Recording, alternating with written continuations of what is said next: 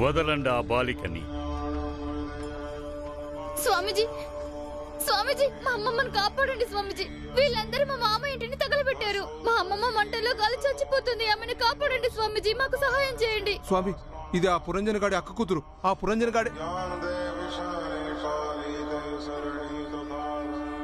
కోపము, ఆవేశము మనిషి బుద్ధిని నాశనం చేస్తుంది. పురంజన్ అతడొక చిన్న జాతివాడు. అతడు ఏమిటి, అతడు ఏం చేశాడు, ఎందుకు చేశాడు, ఇవన్నీ బేరీజు వేసుకుంటే నువ్వు ప్రతీకారం తీర్చుకోవటం చాలా తప్పు. ఎందుకంటే నువ్వు పెద్ద జాతివాడివి. ఆ కారణంగా బుద్ధి కలవాడివి, పరిపక్వత గలవాడివి. వెళ్ళు, మీ ఇంటికి వెళ్ళు. కానీ స్వామీజీ, మా అమ్మమ్మ. ఇక్కడ ప్రతి కార్యము ఆ విధాత రాసినట్టే జరుగుతుంది. చంపటం ఎవరి వల్ల కాదు, కాపాడటం కూడా ఎవరి వల్ల కాదు.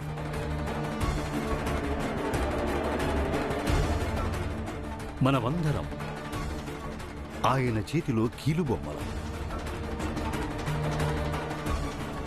ఇక వీళ్ళందరూ మీ అమ్మమ్మని చంపటానికి సాధనంగా ఉపయోగపడుతున్నారు. కాబట్టి నువ్వు వెళ్ళి ఆమె ప్రాణాలు కాపాడటానికి ప్రయత్నించు. వెళ్ళు, మీ ఇంటికి వెళ్ళు. వెళ్ళి మీ అమ్మమ్మ ప్రాణం కాపాడు. ఇదే ఆయన అభీష్టం.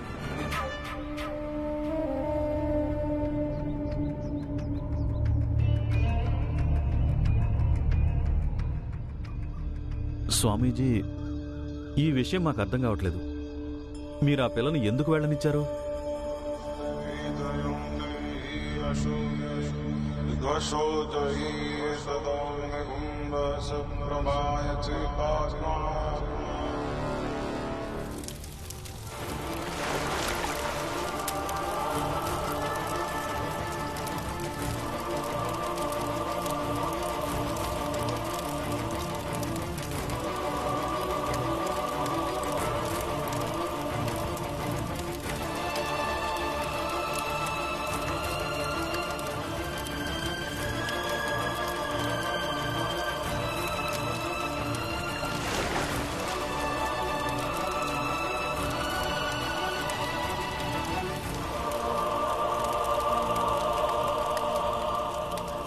ఏం కాదమ్మా, ఏం కాదు, నీకేం కాదు, కంగారు పడుకో.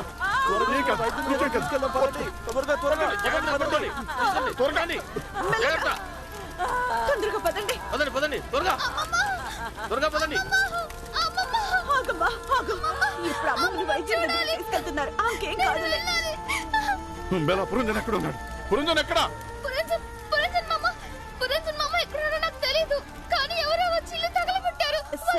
సరిగ్గా చెప్పు, ఊపిరి పీల్చుకొని వివరంగా చెప్పు. వాళ్ళు హఠాత్తుగా ఇంట్లోకి వచ్చి ఇంటికి నిప్పంటించారు. నేను ఎలాగోలా అక్కడి నుంచి బయటికి పారిపోయాను.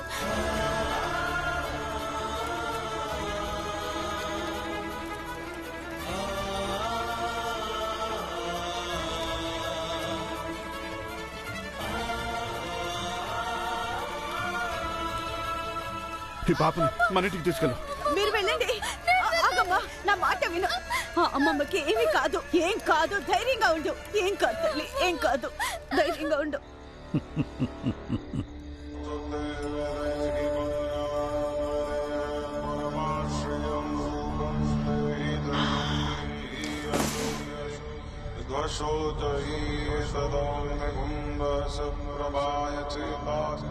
ప్రతి పాపానికి శిక్ష వెంటనే వేయకూడదు. సరైన సమయం వచ్చినప్పుడు సరైన శిక్ష విధిస్తేనే జనాల మనసుల్లో సరైన స్థాయిలో భయం పుట్టుకొస్తుంది.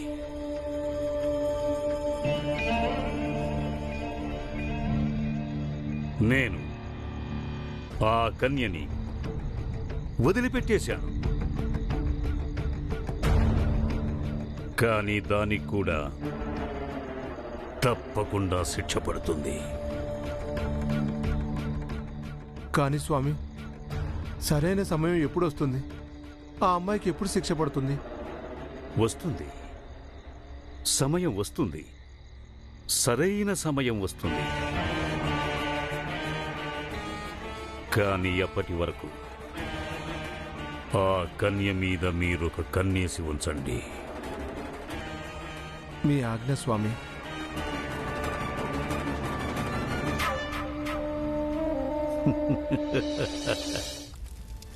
రా తల్లి. అత్త అత్త నాకు చాలా భయంగా ఉంది. వాళ్ళు మళ్ళీ వస్తారేమో. అక్క మేమున్నాంగా, నువ్వేమీ భయపడకు. అసలు ఎవరికీ భయపడద్దు. ఎందుకంటే భయపడే వాళ్ళని వాళ్ళు ఇంకా భయపడతారు. అదే మనం భయపడకపోతే వాళ్ళే మనకు భయపడతారు. అవునా భీమ్? అవును. పదండి, లోపలికి పదండి. రామ్మా, రా. రామ్మా, భయపడుకో. రా, లోపలికి రా. కూర్చో తల్లి, భయపడుకో. అత్త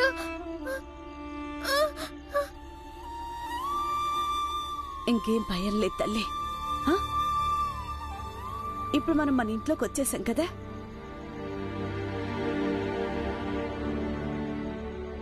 ఏడవకు, అమ్మమ్మ వచ్చేస్తుంది.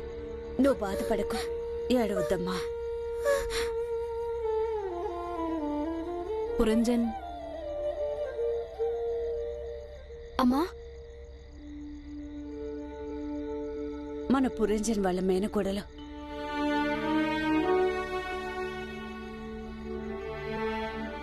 మొన్ననే వాళ్ళ మామయ్యని అమ్మమ్మని చూడ్డానికి వచ్చిందంట. వదినా,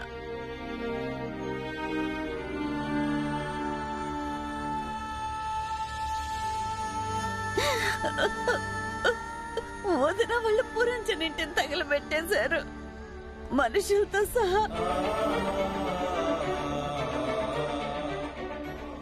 పురంజన్ వాళ్ళ అమ్మ ఒళ్ళంతా కాలిపోయింది. ఈయన ఆమెను వైద్యుడి దగ్గరికి తీసుకెళ్లారు.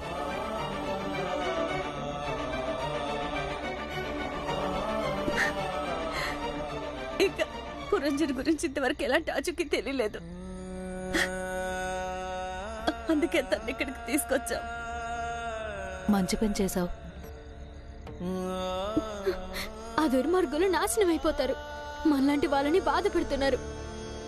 బాధపడుకు తల్లి, అన్నిటికీ ఆ దేవుడే ఉన్నాడు. బాధపడుకు.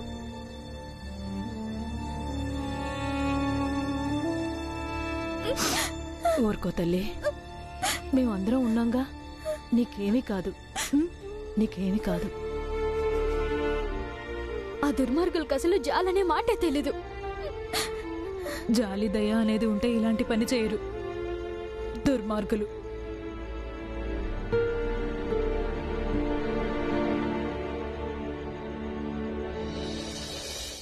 భగవంతుడు మనకి రంగు, రూపు, రక్తమాంసాలన్నీ ఇచ్చాడు. మనకి కూడా మనిషి జన్మిచ్చాడు. కానీ వీళ్ళు మనల్ని మనుషులుగా భావించడం లేదెందుకు?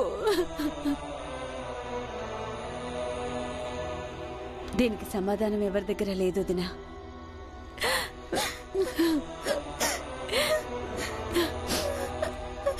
ఏమీ కాదు తల్లి, నీకేమీ కాదు. నీళ్లు తాగు, నీళ్లు తాగు. నీళ్లు తాగమ్మా, తాగు. శభాష్.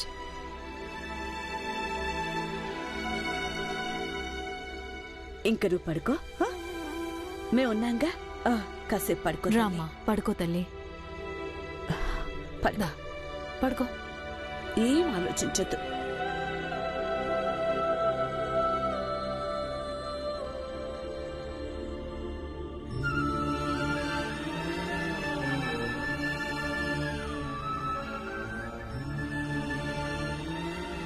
కానీ అమ్మమ్మ ఎలా ఉంది? ఇంకా పురంజన్ మామ, ఆయన ఎక్కడున్నాడు? అంతా సర్దుకుంటుంది తల్లి, అంతా సర్దుకుంటుంది.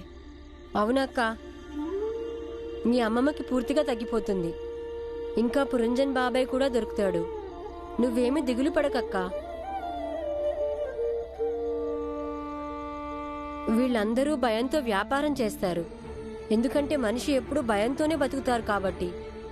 ఒకవేళ మనిషి తనలోని భయాన్ని పారదోలితే అప్పుడు ఆ మనిషిని ఎవరూ ఏమీ చేయలేరు. కానీ వీళ్ళు చాలా తెలివైన వాళ్ళు.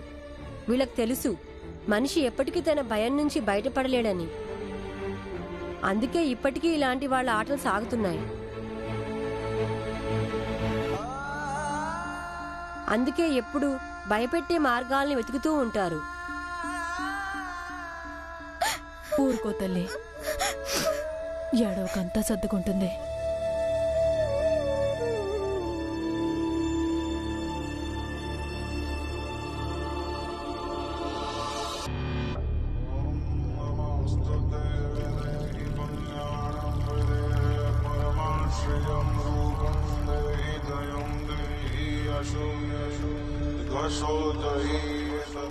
స్వామీజీ, మా అమ్మమ్మని కాపాడండి స్వామీజీ. వీళ్ళందరూ మా మామ ఇంటిని తగలబెట్టారు. మా అమ్మమ్మ మంటల్లో కాలి చచ్చిపోతుంది. ఆమెను కాపాడండి స్వామీజీ, మాకు సహాయం చేయండి.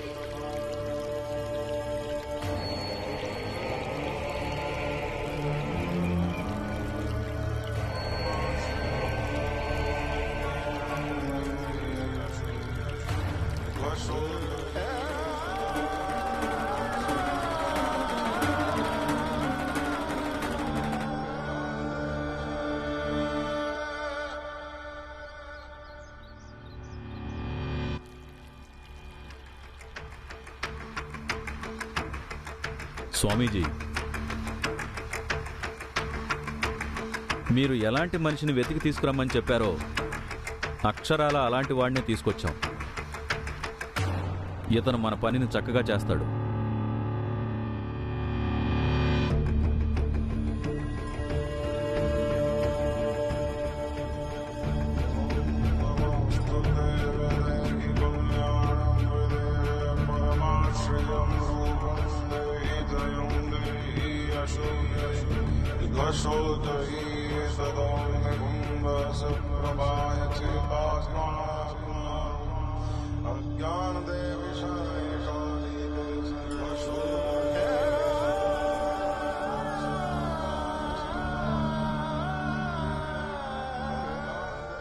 స్వామీజీకి జయము.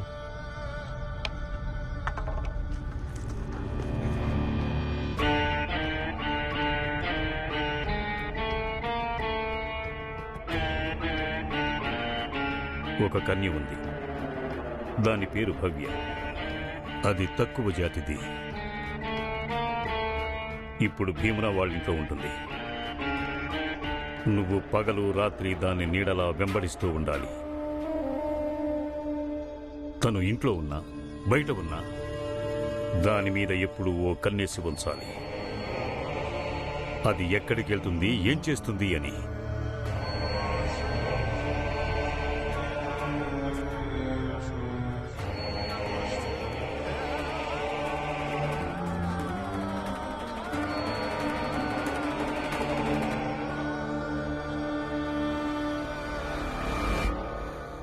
అర్థమైందా? అర్థమైంది స్వామి. అయితే ఇక వెళ్ళు, నీ పని మొదలుపెట్టు.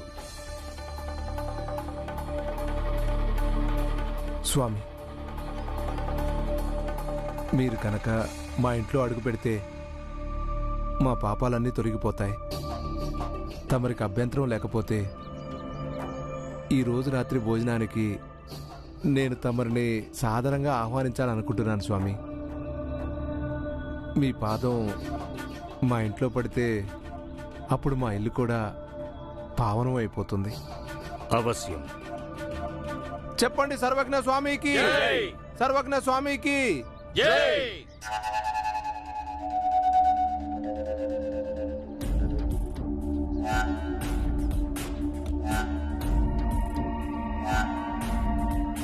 ఇక మీరు వెళ్ళండి. వెళ్ళి విశ్రాంతి తీసుకోండి. మేము వస్తాం. అలాగే స్వామి.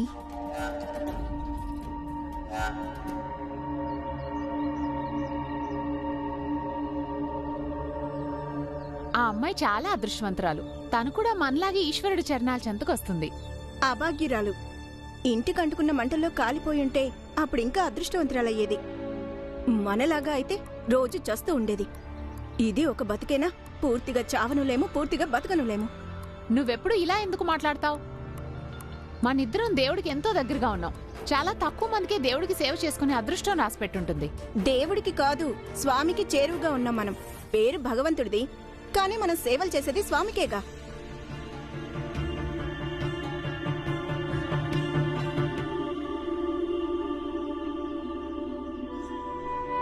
అక్క అక్క లెగు లెగక్క, తెల్లారిపోయింది. అక్క లెగు.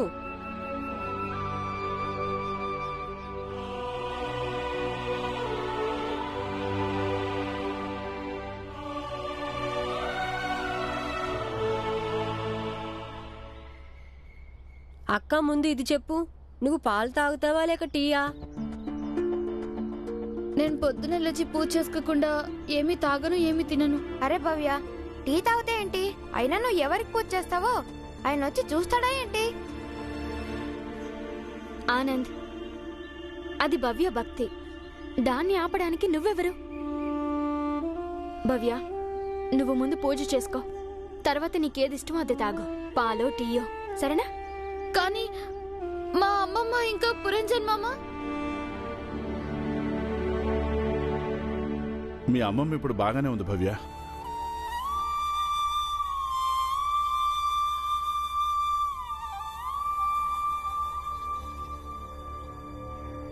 ఆమె ఇంటికి ఎప్పుడు వస్తుంది?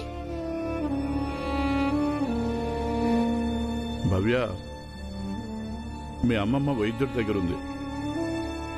వైద్యుడు ఏం చెప్పాడంటే బాగా కాలిందిగా, అందుకని కొద్ది రోజులు అక్కడే ఉండాలంట.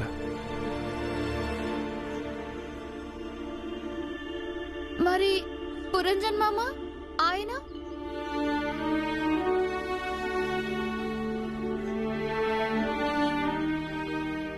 వాడా, వాడికి తెలిసిన వాళ్ళు చెప్పారు, మీ పురంజన మామ నిరంజన మామ దగ్గరికి వెళ్ళాడంట. వాడు వాళ్ళతో చెప్పాడంట, మేము నిన్ను మా ఇంట్లో ఉంచుకోమని. పోన్లే, ఇది మంచిదే. ఇక్కడుంటే గొడవ పడేవాడు, వీళ్ళు వాడిని ఏదో ఒకటి చేసేవాళ్ళు. ఇక్కడి వాతావరణం చల్లబడినాక వస్తాడులే.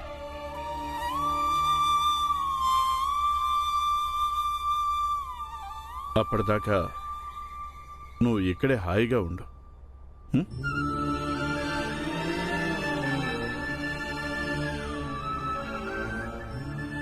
ఇదిగో చూడు, నేను నీకోసం కొన్ని బట్టలు ఇంకా అవసరమైన కొన్ని వస్తువులు తీసుకొచ్చాను, తీసుకో.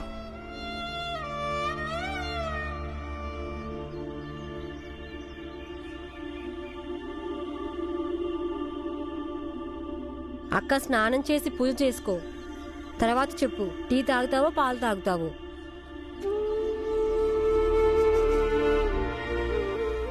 చెప్పండి.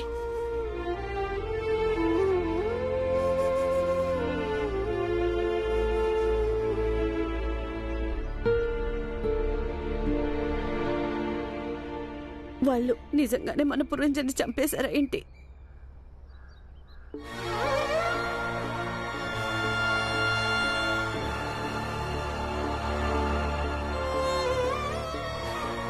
తెలీదు.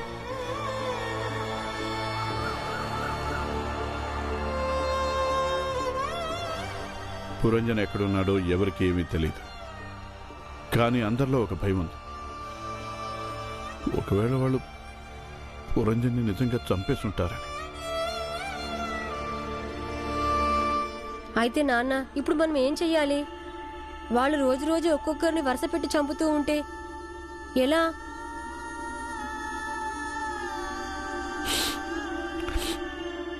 ఒకవేళ పురంజన్ని చంపేసినా మనం ఎవరి మీద ఆరోపణ చేస్తాం? ఎవరు చంపారని? భీమ్ మన దగ్గర ఏమీ సాక్ష్యాలు లేవు. అయితే నాన్న, ఇప్పుడు మనం ఏం చేద్దాం? మనల్ని మనం కాపాడుకోవాలి.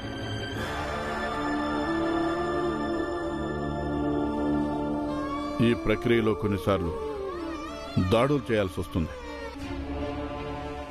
కానీ చంపడం చావడం అనే ప్రక్రియని మనం ఎవరూ ఆపలేం భీమ్. దీనికోసం తటస్థమైన బలమైన శాసన వ్యవస్థ అవసరం ఉంటుంది. ఎందుకంటే కేవలం చట్టం పట్ల భయమే ఎప్పుడూ ఇలాంటి వాళ్ళని ఆపగలదు.